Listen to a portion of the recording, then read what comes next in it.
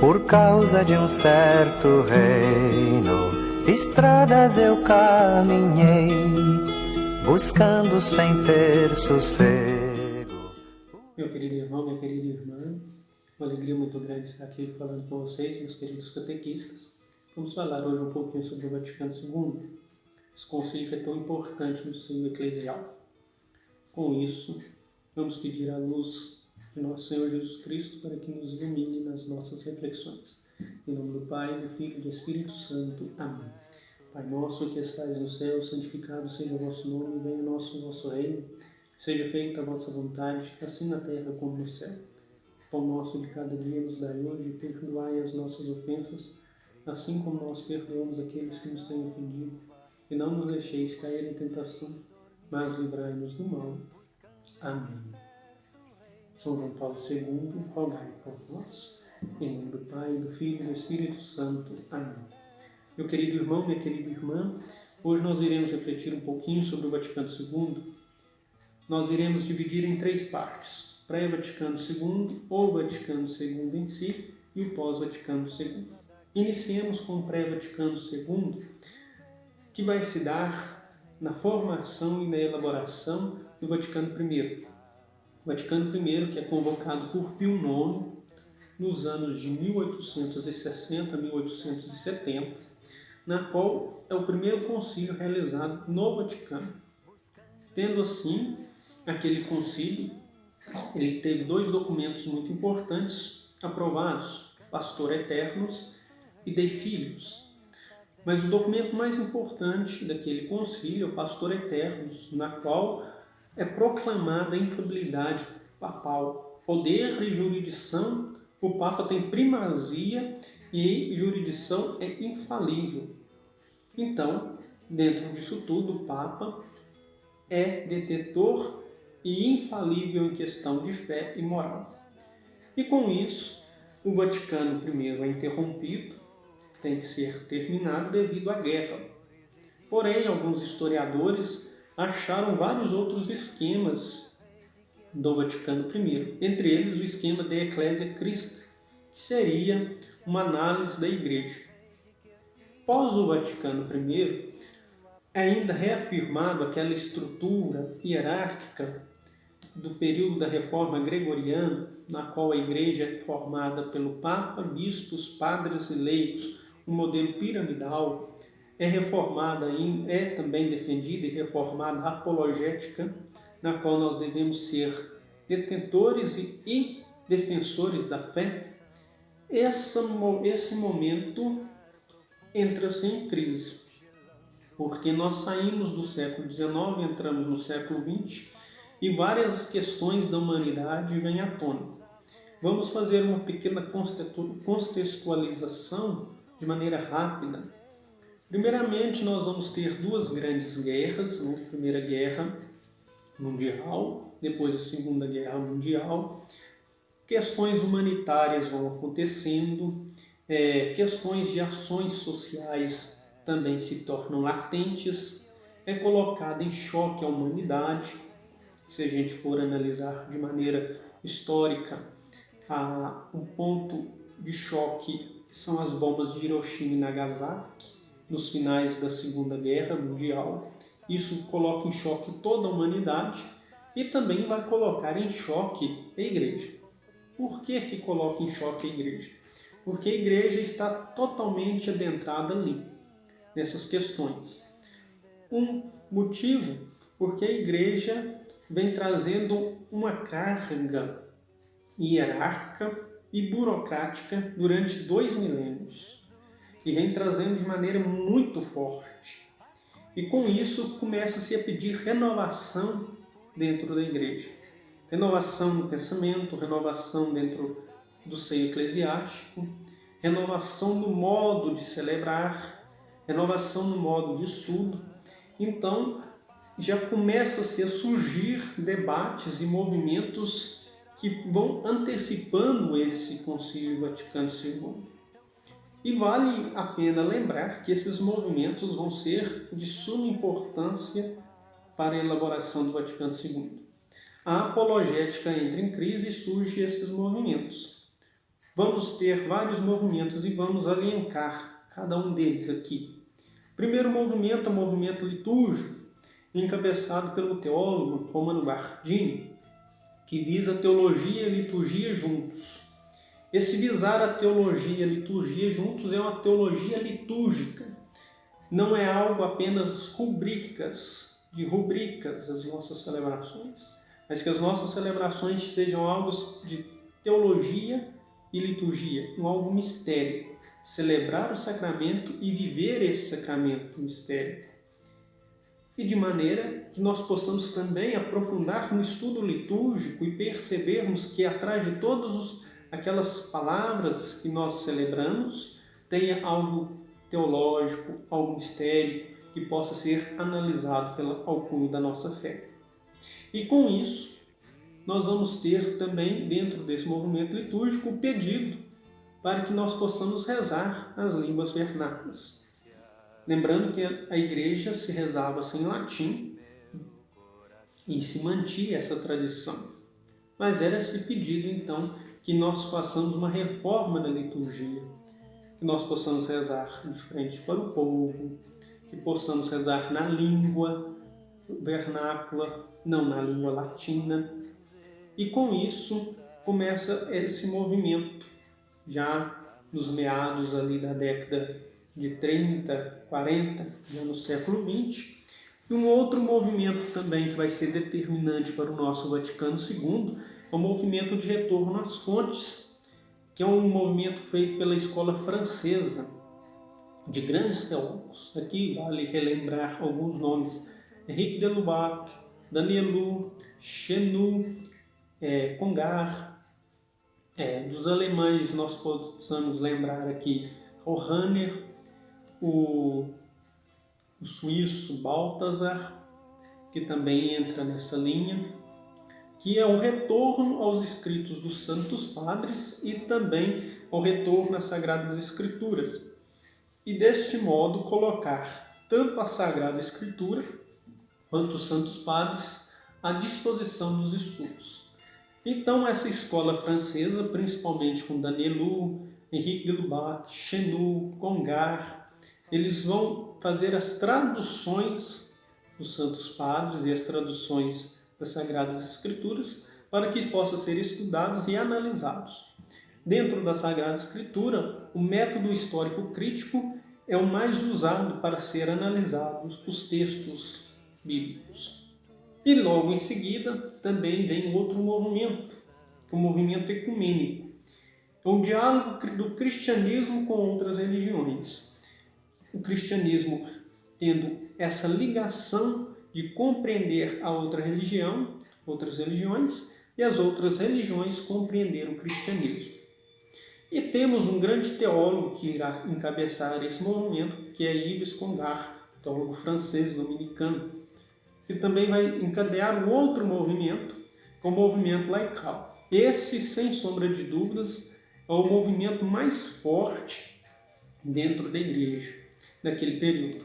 Porque o movimento laical ele é dado por vários fatores. Nós vamos encontrar várias ações: ação católica, ação operária católica, ação da juventude católica, eles todos ali no seio da igreja e de maneira pertinentes nas lutas sociais.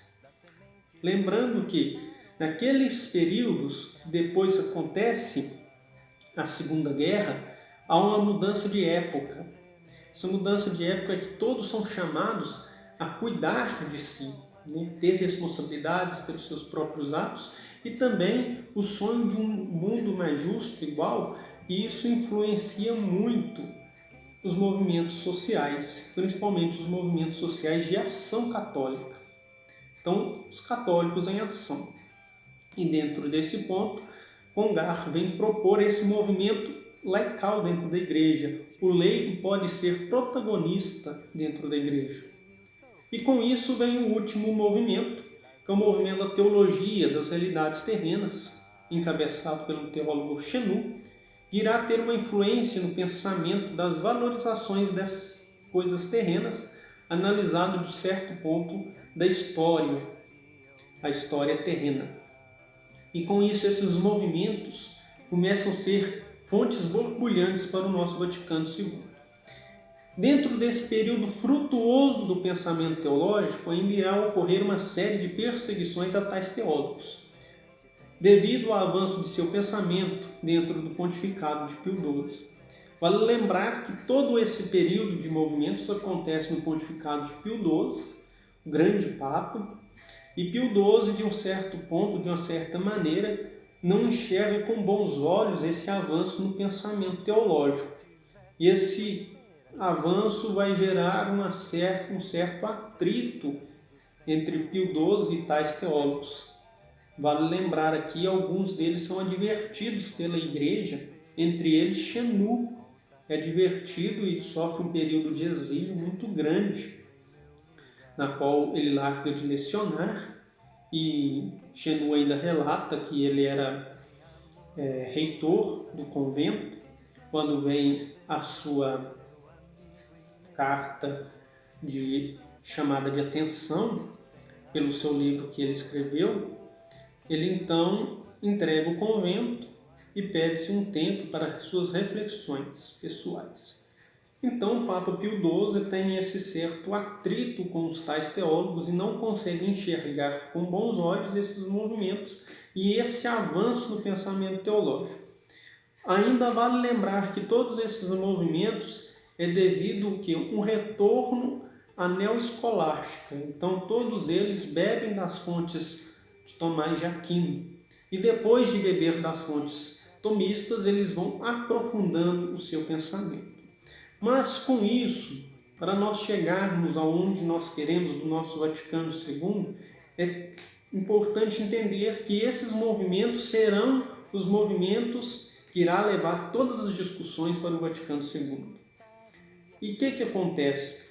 Esses padres que tiveram atritos com Pio XII e também com os grandes detentores da doutrina católica, no caso a Congregação para a Doutrina da Fé, que naquela época era chamada Inquisição, né? Era o Santo Ofício. Ainda não tínhamos esse nome de Doutrina da Fé, mas sim o nome de Santo Ofício. Eles vão ser peças importantes na elaboração do Vaticano II. E, por exemplo, Congar, né, vai ser uma peça importante na elaboração da Lumen Gentium, porque Congar vai estar ali dando o norte, juntamente com o cardeal Phillips, que vai propor o esquema da Lumen Gentium. Nós vamos ter Calhorner também elaborando algumas coisas, dando suas opiniões. Henrique de Lubac também. De um certo ponto, Joseph Ratzinger também vai estar trabalhando e atuando vivificamente ali no Vaticano II. E vale lembrar que o Joseph Ratzinger, que depois vai ser Papa Bento XVI, ele é um teólogo ainda vivo, que viveu aquele Vaticano II de maneira muito intensa, porque Bento XVI também sofreu alguns atritos com Pio XII, né, de maneira muito pequenos, mas sofreu. Não que os seus livros ou suas obras sejam, naquele período, prejudicados, mas pelo modo de pensar como tantos outros pensavam. E com isso, esses movimentos são a base para nós chegarmos ao Vaticano II, que será o nosso próximo assunto, nosso próximo bloco. Agora nós teremos um testemunho de um catequista nosso. Depois do testemunho, nós voltamos com o Vaticano II em si. Boa tarde, queridos catequistas. Eu sou o catequista Denilson José da Silva, sou catequista há mais ou menos 10 anos, né, na paróquia São João Paulo II e também coordenador de catequese da comunidade de Nossa Senhora da Badia, da nossa querida paróquia São João Paulo II. Bom, esse momento aqui, né, eu gostaria de estar partilhando, né, com vocês um pouquinho da minha experiência de catequese, né? Vou tentar ser breve aqui, porque 10 anos de catequese tem muitas coisas a serem partilhadas, muitas histórias. Mas eu quero me ater logo no início, né, ali do meu chamado vocacional, vamos dizer assim, para ser catequistas. Eu crismei, né, recebi o sacramento da confirmação da crisma no ano de 2005 e logo no ano seguinte, em 2006, né, um amigo meu sugeriu que a gente fosse catequistas, né, e ali sem preparação nenhuma, sem experiência nenhuma, sem intenção nenhuma, até o momento, né, dessa proposta feita por ele, por esse amigo meu, né, a gente foi, deu o nome para ser catequista, participou da reunião, pegou uma turma de catequese, né, e a gente pegou a turma de pré-eucaristia e a gente foi com o peito e a coragem e sem nenhuma responsabilidade da catequese aí para a turma de pré-eucaristia, né? Como vocês podem imaginar, não saiu absolutamente nada, né? Já até pedi perdão para Deus, porque realmente a gente não passou nada ali, foi um ano perdido ali para aquelas crianças, para aqueles catequizandos, né? Pré-eucaristia, uma faixa etária aí de 9 anos. E a gente foi empurrando com a barriga, não preparava material, não ia nas formações, não sabia por onde começava, por onde terminava na Bíblia, não sabia o que passar, nada, né? A gente tinha ali crismado, mas infelizmente foi uma catequese empurrada com a barriga, né? Hoje eu tenho essa consciência, hoje eu tenho essa mentalidade. E aí, depois dessa experiência trágica, né? Depois de ter cometido esse erro, né? A gente saiu da catequese no ano seguinte, não deu muito certo. E depois de muitos anos, né? Depois de 4, 5 anos, né?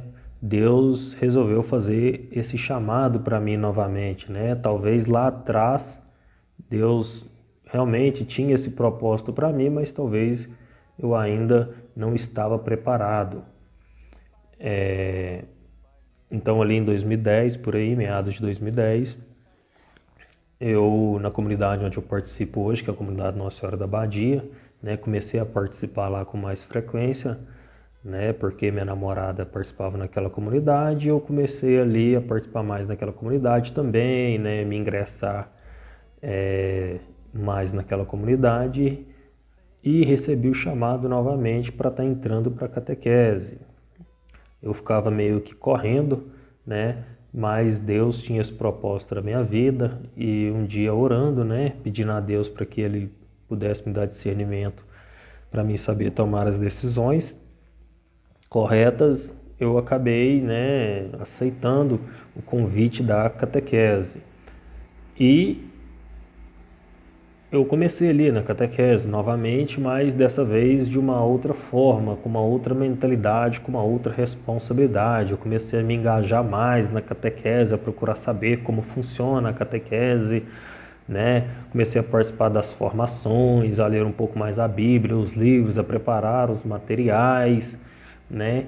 E aí eu fui vendo o quão importante é a catequese na vida do catequizando, na vida do cristão e também na vida do catequista, né? Eu agradeço muito a catequese na minha vida porque foi um crescimento espiritual muito grande nesses anos aí de catequese e um conhecimento muito grande, né? E eu costumo falar que a gente só ama, né, aquilo que a gente conhece, né? Então, mais amando a Deus e amando agora também, né, a catequese e também os nossos catequizandos e catequistas. Bom, mas por que eu quis contar um pouquinho aí da minha história, um pouco aí dessa experiência de vida?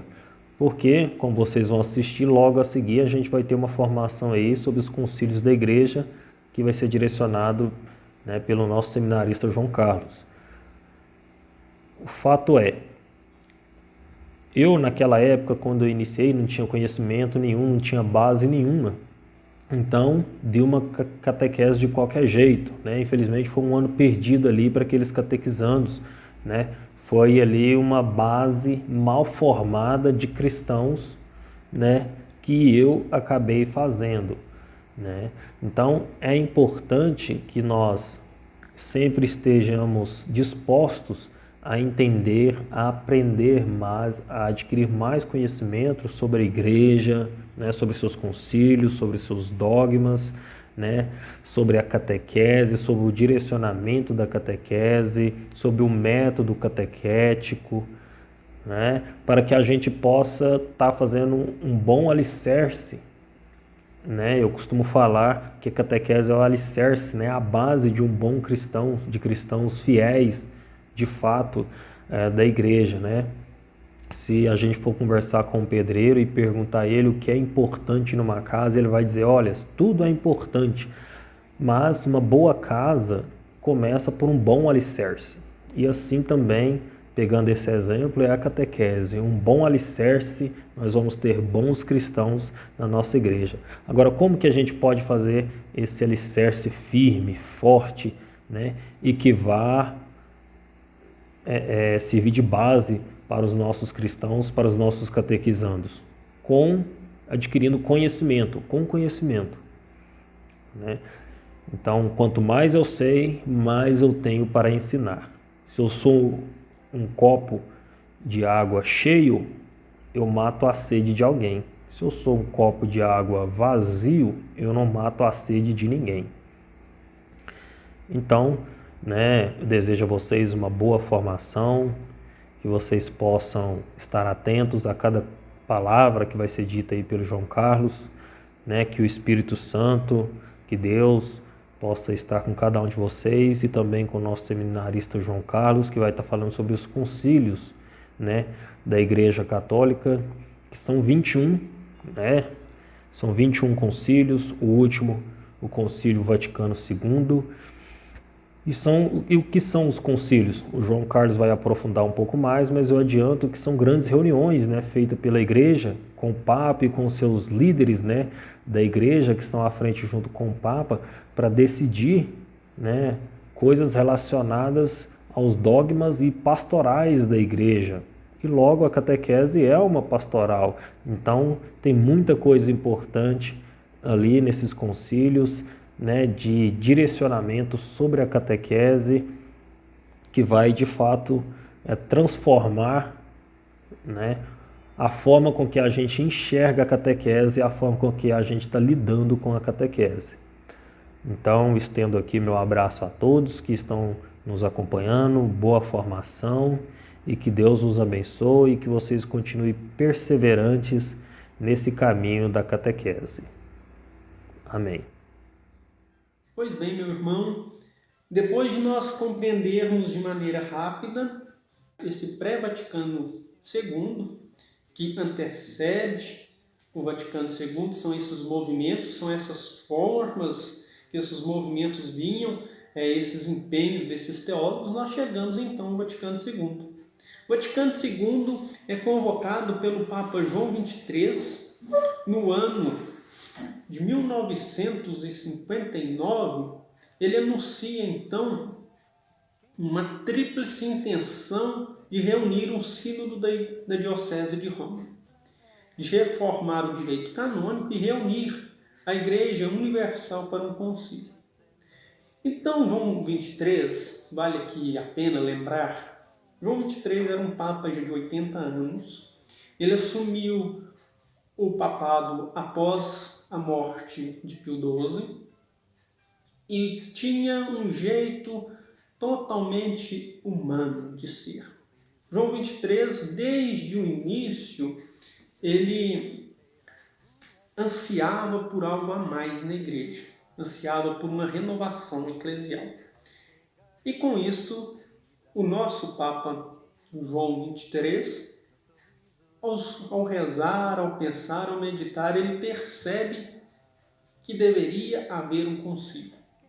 No início de 1959, ele, ao anunciar essa intenção de um concílio, ele anuncia primeiramente ali um sínodo pequeno para as reflexões pessoais da Diocese de Roma. Primeiramente, para uma reforma do direito canônico e depois um concílio para reunir a igreja de maneira geral.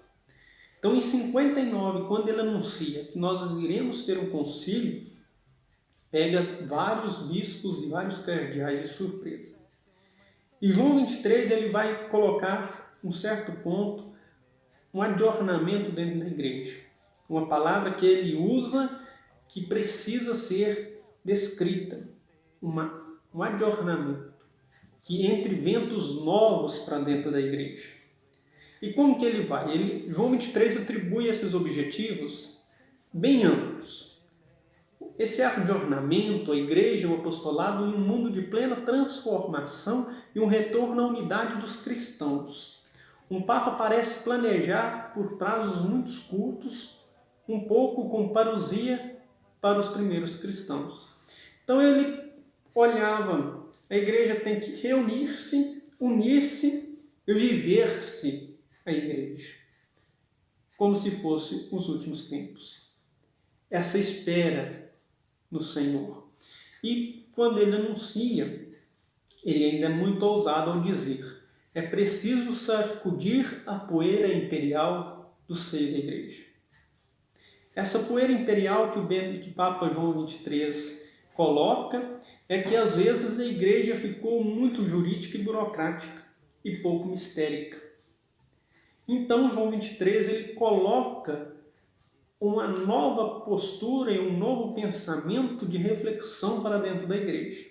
Aqueles teólogos que tiveram atritos com o Papa Pio XII, com João 23 eles vêm ao encontro dele. Então vem para ajudar e somar. Aqueles movimentos que pediam renovação vão ser os movimentos que vão ser seio de pensamento do Vaticano II. Com isso, a preparação do concílio é organizada de seguinte forma: uma consulta geral junto aos bispos e às universidades. São criadas 12 comissões preparatórias e são constituídas. 9 correspondem às congregações romanas e ministérios. Os aspectos originais: uma comissão para apostolado dos leigos, um secretariado para a unidade dos cristãos, dirigido pelo cardeal Bert, e a introdução de teólogos e bispos de diversos países nessas comissões preparatórias. Aqui vale ressaltar que nós tivemos uma grande participação de um grande teólogo protestante, Calbar, que participou do concílio como ouvinte e por muitos considerado um dos homens mais cultos do século XX. São elaborados 72 esquemas com base de trabalho para o concílio. O regulamento prevê 3 tipos de sessões. As comissões são formadas por bispos e teólogos especialistas. Vale lembrar que cada bispo tinha um teólogo para ser seu assistente. Prepararam e apresentaram textos propostos em congregações gerais e um conjunto de bispos, que cada bispo pode fazer o uso da palavra por 10 minutos em latim.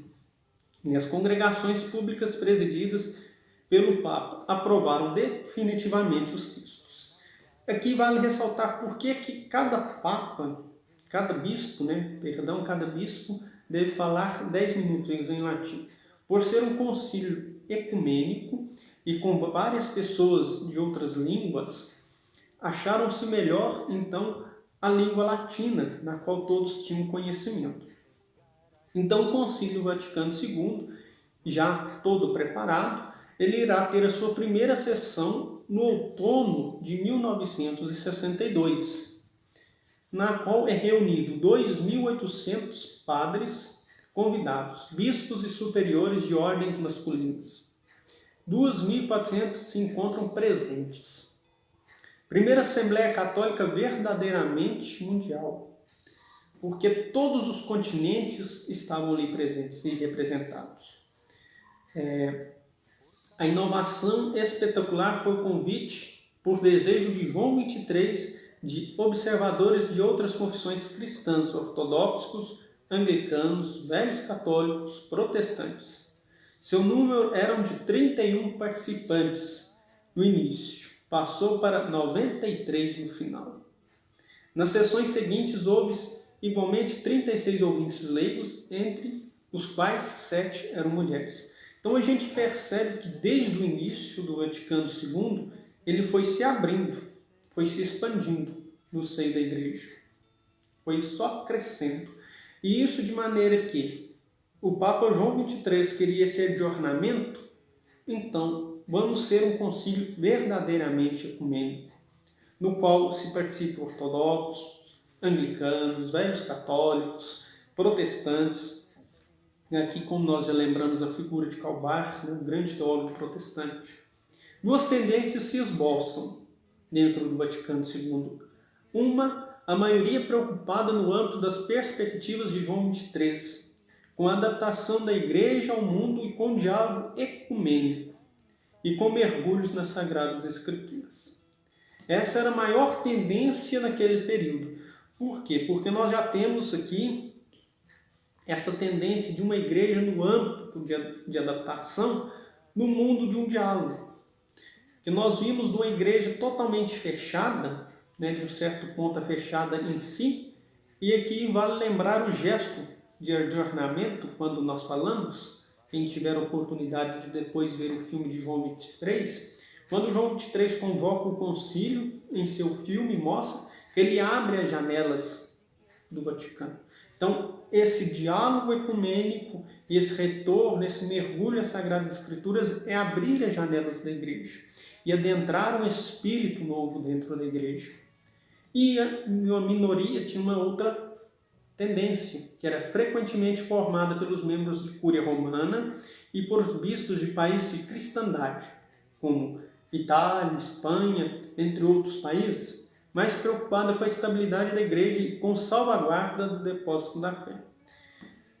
Vale lembrar que nós temos aí dentro desse período, quando nós falamos, a renovação, de um certo ponto, que pediam que a igreja se abrisse de verdade para um novo espírito, e também esses que temiam que esse espírito entrasse e fizesse um mal danado para a igreja.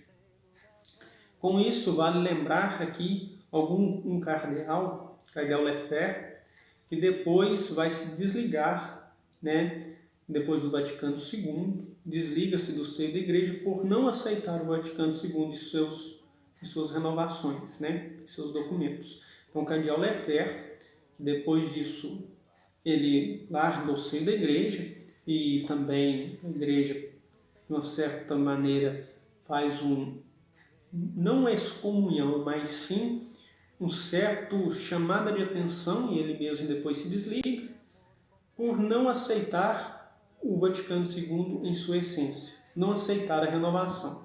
Ele fazia parte desse depósito da fé.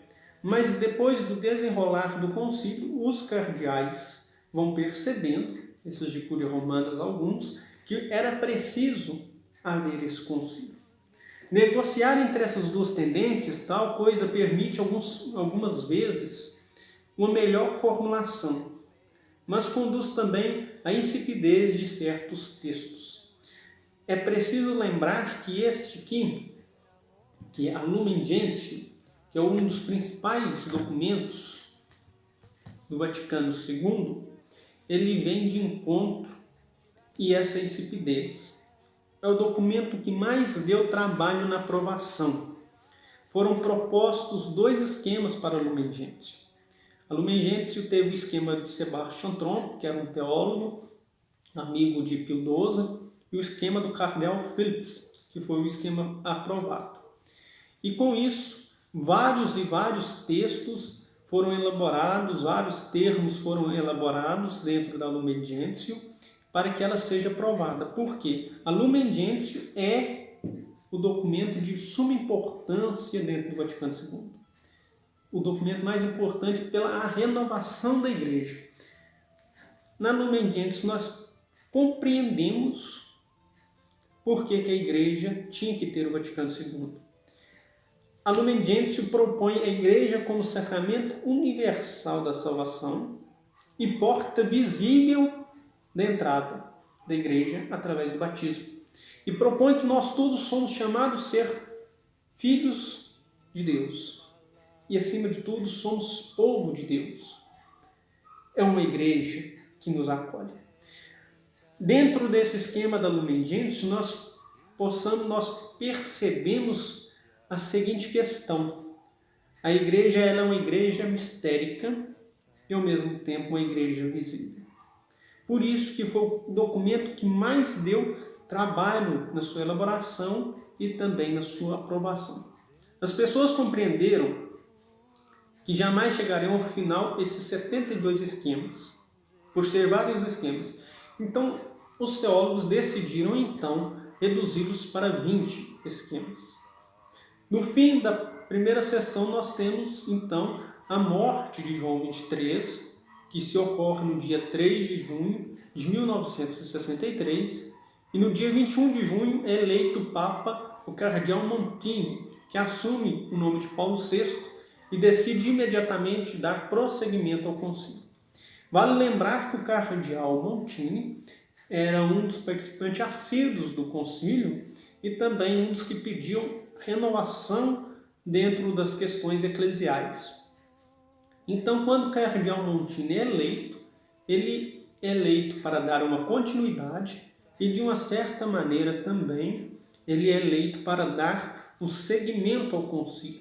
Só que o cardeal Montini, Papa Paulo VI, ele vai pegar o concílio um pouco muito avançado.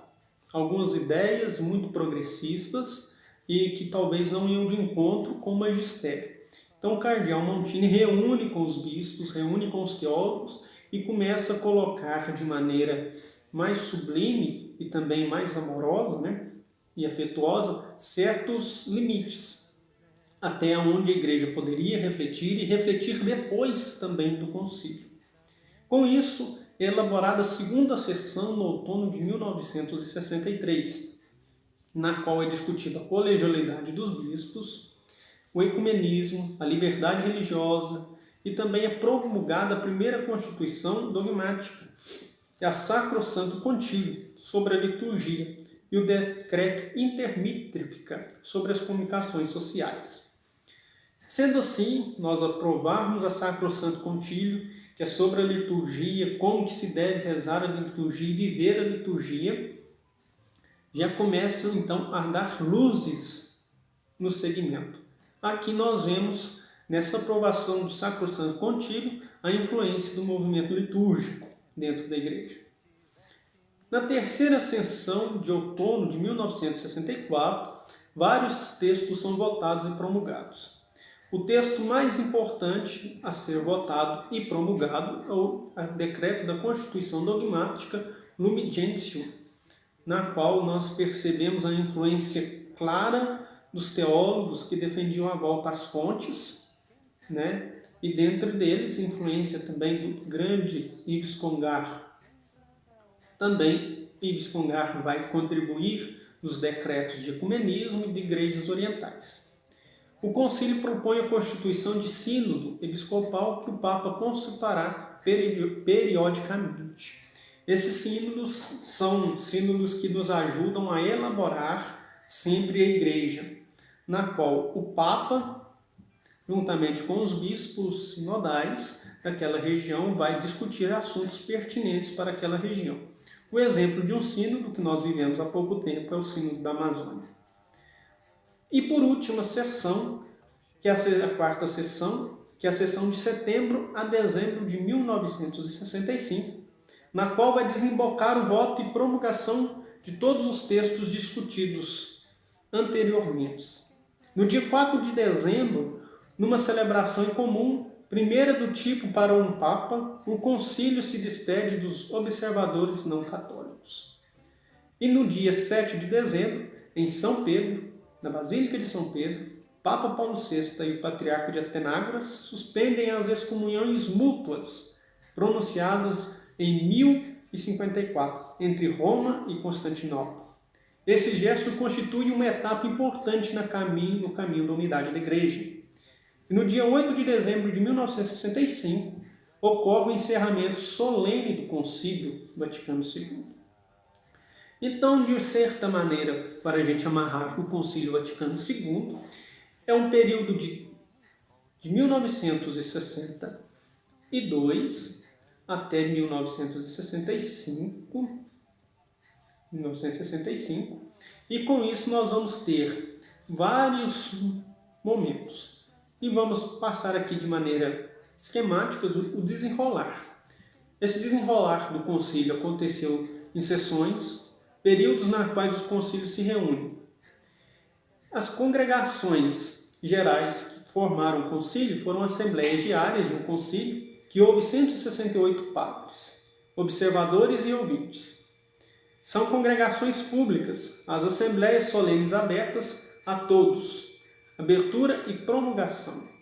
Os membros participantes, padres, todo bispo e superiores de ordens religiosas, masculinas, observadores, delegados de igrejas e confissões não católicas, ouvintes, a partir da segunda sessão, representantes do laicato e dos religiosos, e especialistas, teólogos convidados para ajudar as comissões ou escolhidos pelos bispos. O andamento do concílio, como que houve? Foi um conselho de presidência, com 10 cardeais nomeados pelo Papa, para conduzir os debates na primeira sessão. Moderadores são 4 cardeais que dirigem os debates a partir da segunda sessão, e o secretariado e subsecretariado, 5 encarregados por essa organização. Os votos eram dados por meio de fórmulas place, em latim, que é sim, e no place, que é não. E sim com emendas, que é plate iudice modum. Sim, podemos aprovar, porém temos que ter emendas. Foram feitas comissões. Essas comissões foram eleitas no início do concílio, alcançando o número de 10. Elas comportam por 16 membros eleitos pelos padres, 9 nomeados pelo Papa, mais um cardeal nomeado para presidi-la. O número de participantes alcançaria no final 30 da segunda sessão. O secretariado pela unidade foi considerado como uma comissão, e as comissões designam um ou mais relatores para apresentar um esquema. As comissões mistas são formadas por delegados de 2 ou mais comissões encarregadas da elaboração de um esquema. E as comissões podem ser subdivididas em subcomissões para trabalhos particulares. Os textos. Primeiramente, antes da aprovação do texto, o esquema.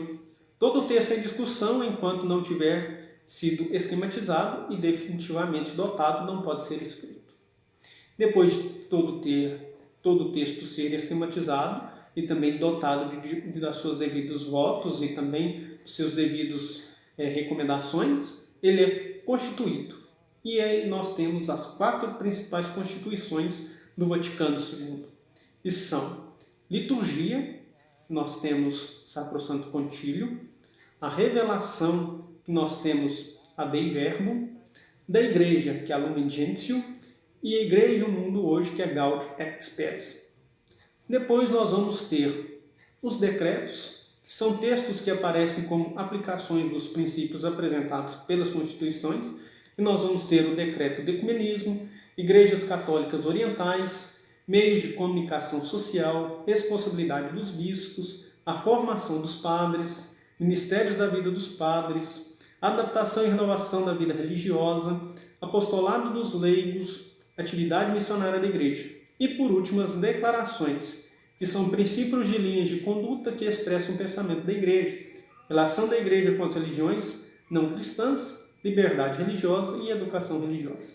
Sendo assim, o Concílio Vaticano II, de 1962 a 1965, ele faz toda uma reflexão no pensamento da igreja e se torna um verdadeiro adornamento.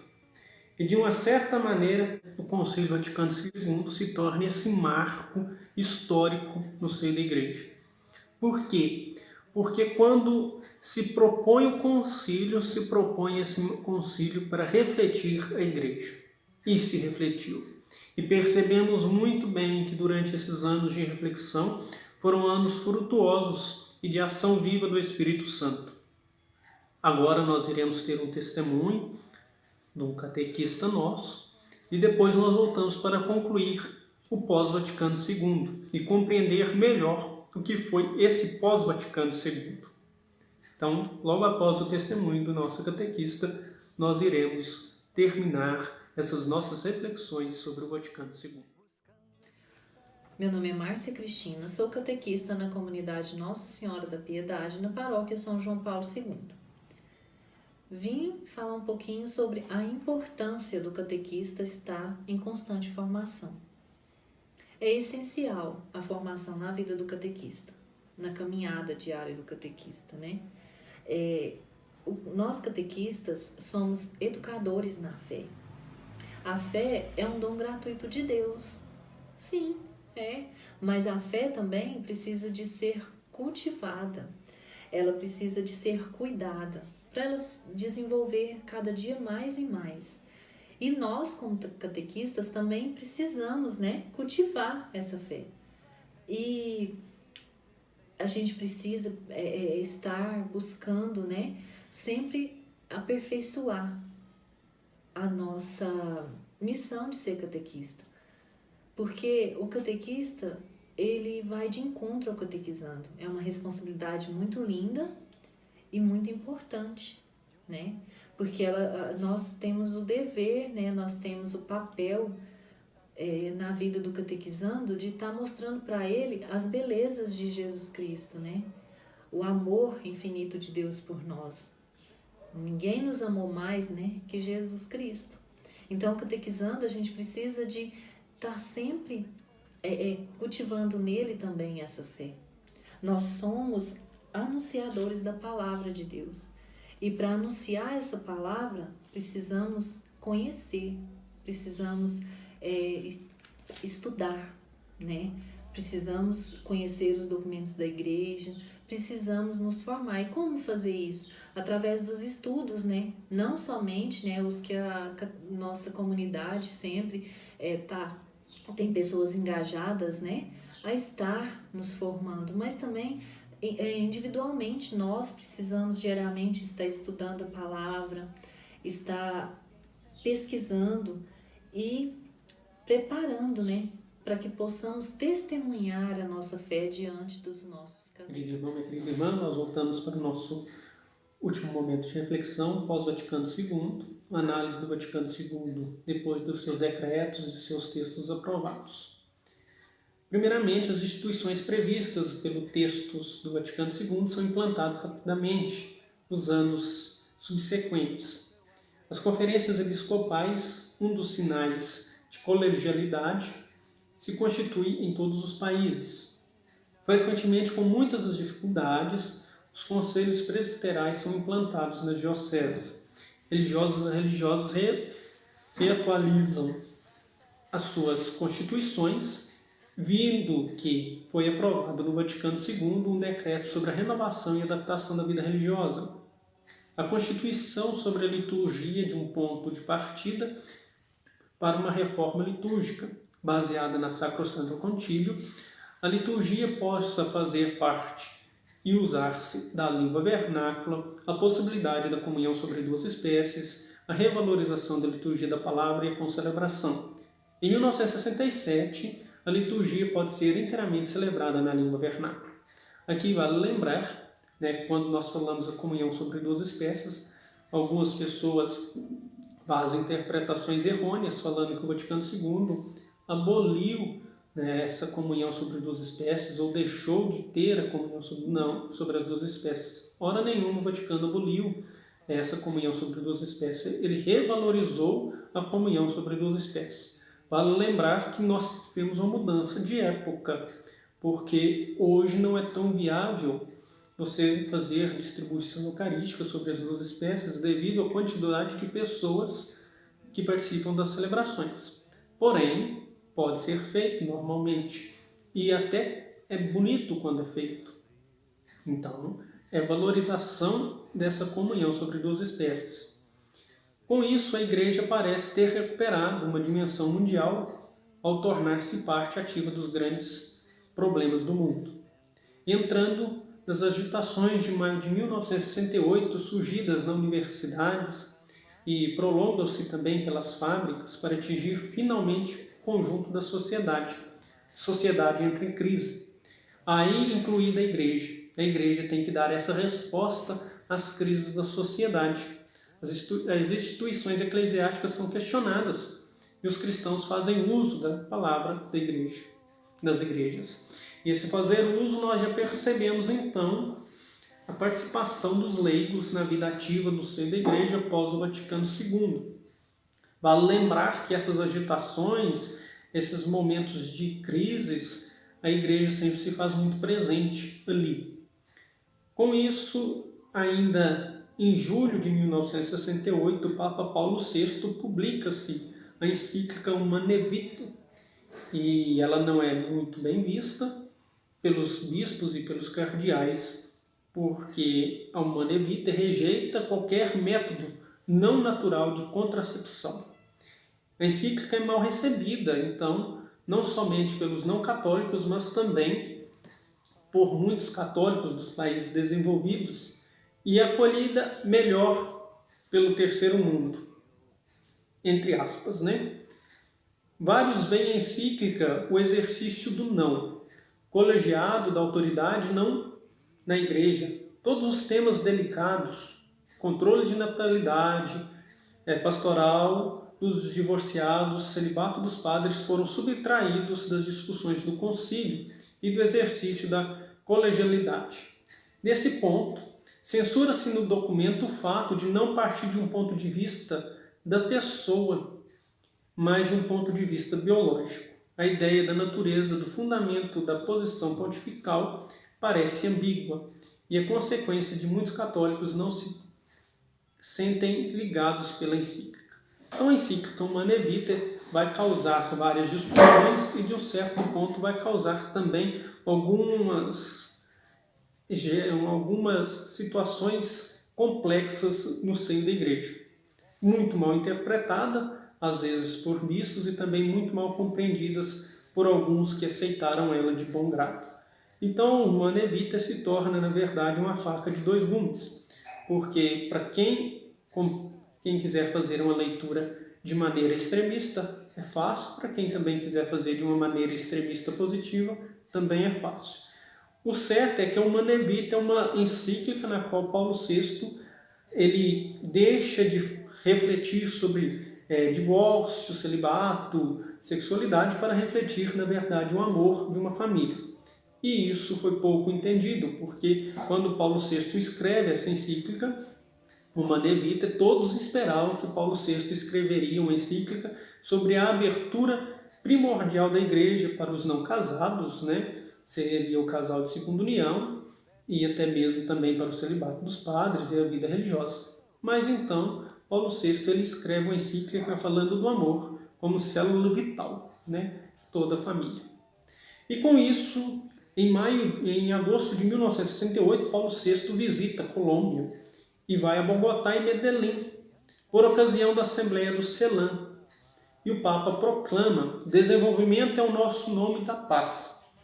Ele rejeita a violência dos movimentos de libertação e a ideologia do desenvolvimento é um fracasso. Ele não favorece o capitalismo das multinacionais sediado na América do Norte e que obtém o apoio dos regimes militares na América Latina.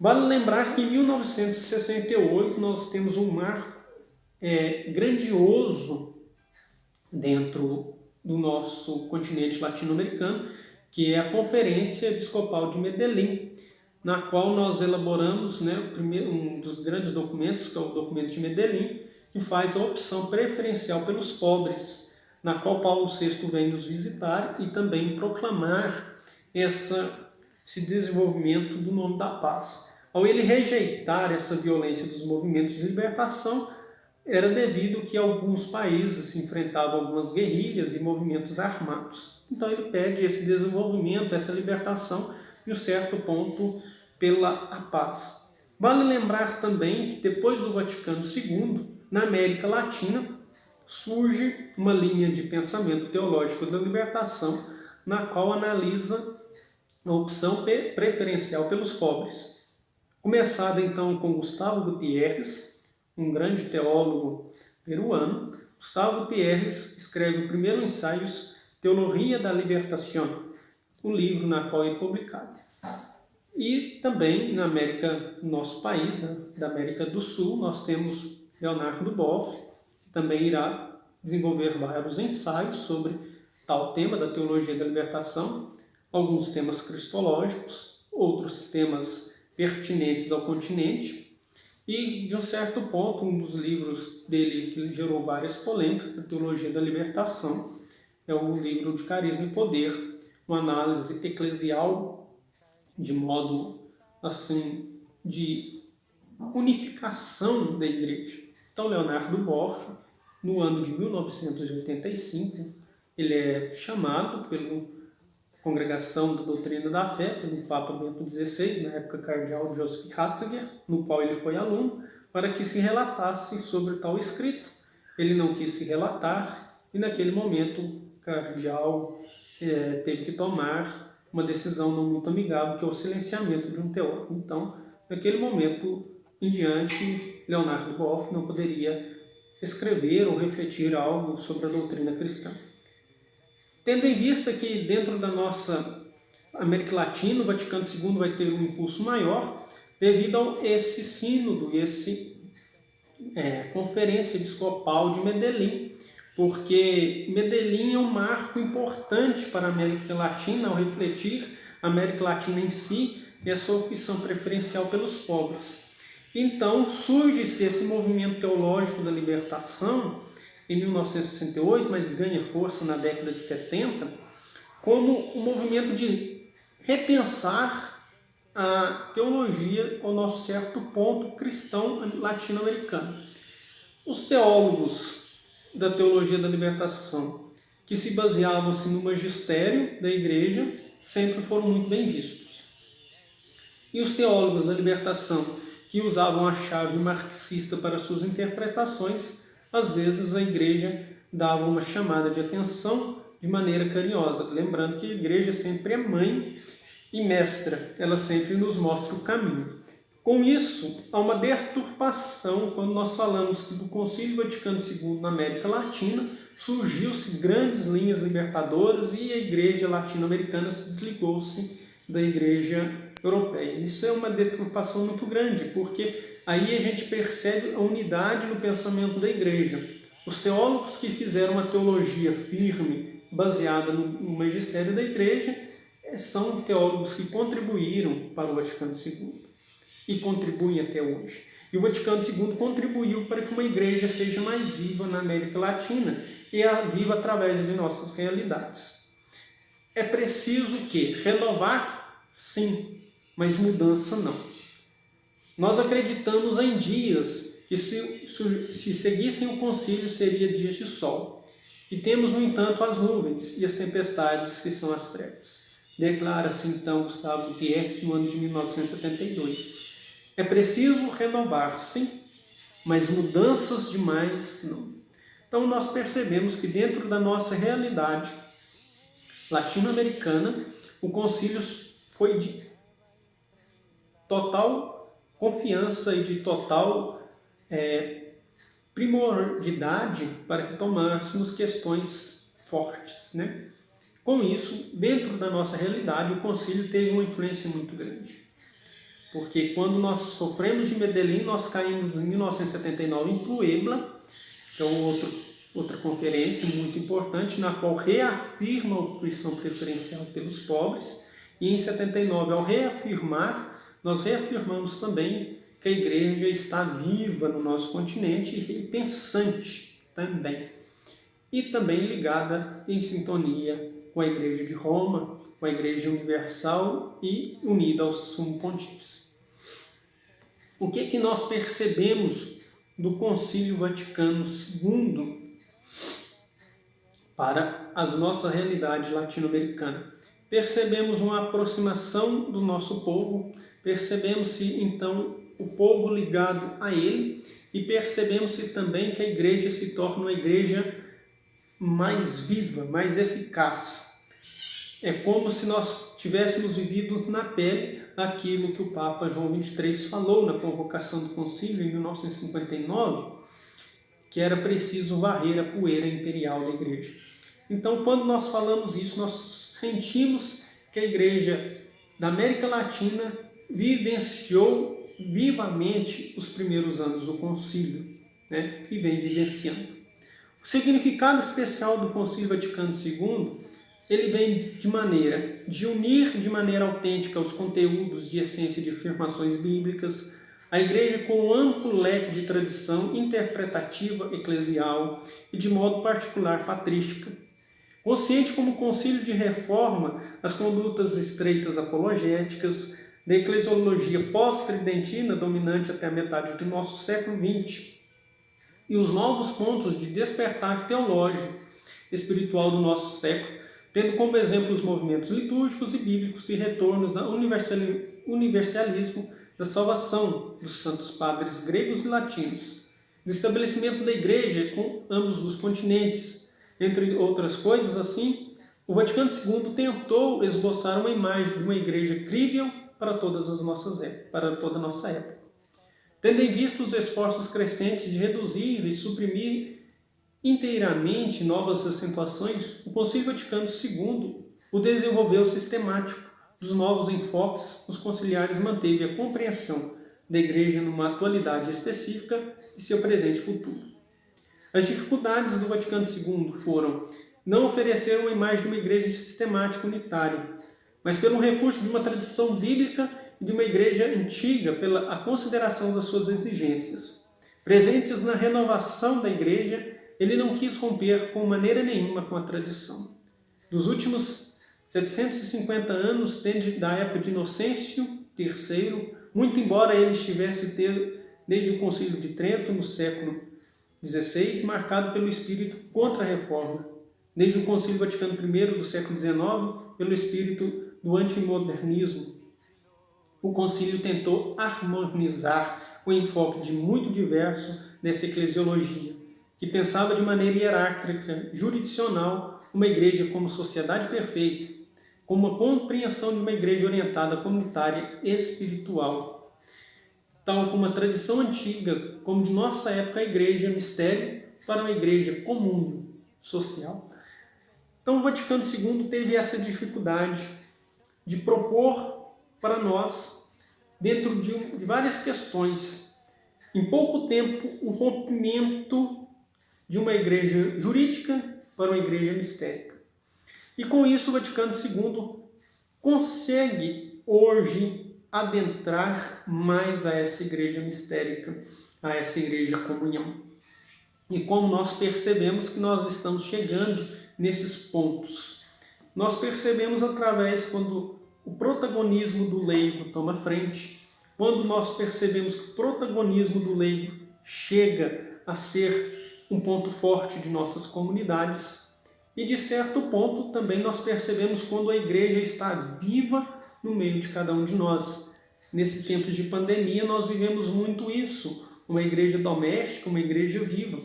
Isso fruto do Vaticano II e de retorno às fontes. Quando nós retornamos às fontes, nós bebemos das Sagradas Escrituras e das primeiras comunidades cristãs dos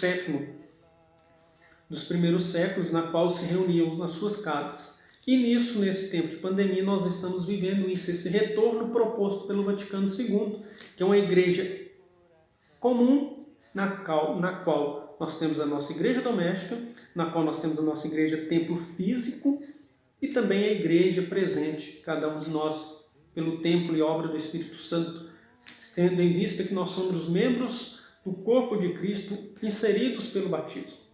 E com isso, nós chegamos no nosso último ponto, que é a nossa análise desse Vaticano II. Nós somos filhos e frutos do Vaticano II e vivemos segundo ele. Para isso, compreendermos, é preciso que o Vaticano II, hoje há mais de 50 anos realizado, ele vem implantando em nossa sociedade eclesial um certo ponto de unidade entre os cristãos. Hoje nós já temos uma abertura maior com os nossos irmãos ortodoxos, com os nossos irmãos protestantes, anglicanos, entre outras denominações, e nós também já temos uma maior protagonia dos leigos em nossas comunidades. Isso tudo fruto do Vaticano II. Dentro das nossas liturgias, nós temos uma participação do nosso povo. Vale lembrar que na América Latina, nós somos o Brasil, o único país onde o povo responde às respostas da Santa Missa. Isso fruto do Vaticano II. Uma participação padre e povo, povo e padre, onde que nós conseguimos compreender que a liturgia é um diálogo entre Deus e o homem. e o homem e Deus. É como se nós ligássemos o nosso sentido mistérico. E com isso compreendemos também que o Vaticano II vem de encontro às questões da sociedade, na qual a Igreja nunca deixa de discutir as questões sobre aborto, sobre a questão da família, a questão da juventude, e a Igreja sempre antenada nessas questões. Um dos frutos da comunicação do Vaticano II nós estamos vivenciando nesses últimos tempos, que é as nossas redes sociais, na qual a Igreja vem se empenhando e se entreligando cada vez mais. Então, acredito eu que nosso Vaticano II está mais vivo do que nunca e presente no meio de cada um de nós. O Vaticano II não vem para romper com a tradição da Igreja. O Vaticano II vem para complementar e reavivar a tradição da Igreja. E de um certo ponto, o Vaticano II vem para nos dar um norte como ser Igreja. Não devemos ficar presos no passado remoto, mas sim olhar para o futuro de uma esperança, onde a Igreja seja cada vez mais viva e sinal da graça do Cristo visível no nosso meio. Meu querido irmão, minha querida irmã catequista, muito obrigado pela atenção de vocês. Espero que tenha ajudado na reflexão sobre o nosso Vaticano II. E com isso, vamos encerrar com uma oração, pedindo a proteção da nossa boa Virgem Maria, que ela nos ajude e nos guie a caminho do Pai e que também nos guie a caminho do Cristo, que sejamos sempre vivos e fiéis à sua palavra, como a nossa boa mãe foi. Ave Maria, cheia de graça, o Senhor é convosco. Bendita sois vós entre as mulheres, e bendito é o fruto do vosso ventre, Jesus. Santa Maria, Mãe de Deus, rogai por nós, pecadores, agora e na hora de nossa morte. Amém. Nossa Senhora da Piedade, rogai por nós. O Senhor esteja convosco, Ele está no meio de nós. Abençoe-nos o Deus Todo-Poderoso, aquele que é Pai, Filho e Espírito Santo. Amém. Muito obrigado pela atenção de vocês. Fiquem com Deus e até a próxima. Seja o nosso Senhor Jesus Cristo, para sempre seja louvado. Querido catequista, hoje venho nesse vídeo para dizer a importância de fazer uma boa formação, para aprender o certo, porque a primeira vez que a criança, os jovens, adolescentes e até os adultos ouvem, fica gravado para sempre. Fazendo formações, todos nós aprendemos um pouquinho para passar a palavra de Deus para nossos catequizandos. E que Deus abençoe a todos e um abraço para todos os catequistas. Vamos fazer. Por causa de um certo reino, estradas eu caminhei, buscando sem ter sossego